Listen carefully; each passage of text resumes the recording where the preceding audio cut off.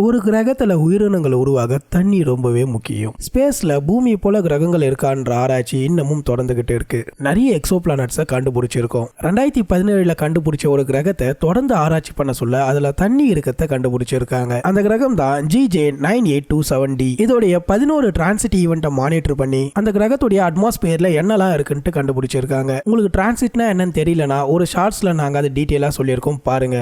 இந்த கிரகம் நம்ம நெப்டியூன் கிரகம் அளவுக்கு பெருசு. அதாவது நம்ம பூமியோட 2 மடங்கு பெரிய கிரகம். இது அதோடைய கே டைப் ஸ்டாரை சுத்தி வருது. கே டைப்னா ஆரஞ்சு குள்ள நட்சத்திரம்னு அர்த்தம். இது ஒரு முறை அதோட சூரியனை சுத்தி வர 6.2 நாட்களை எடுத்துக்குது. இதோடைய அட்மாஸ்பியர்ல நிறைய வாட்டர் வேப்பர் இருக்கத்தை கண்டுபிடிச்சிருக்காங்க. அதனால இது பாதி கடலும் பாதி நிலமும் கொண்ட கிரகமா இருக்குன்னு சொல்றாங்க. அதே போல இதோடைய டெம்பரேச்சர் நம்ம வீனஸ் அளவுக்கு இருக்குன்னு சொல்றாங்க. தோராயமா 425 டிகிரி செல்சியஸ் இருக்கும். இது நம்ம பூமியில இருந்து 97 லைட் இயர் தொலைவில் இருக்கு. மேல சுவாரஸ்யமான தகவலுக்கு நம்ம சேனலை ஃபாலோ பண்ணுங்க.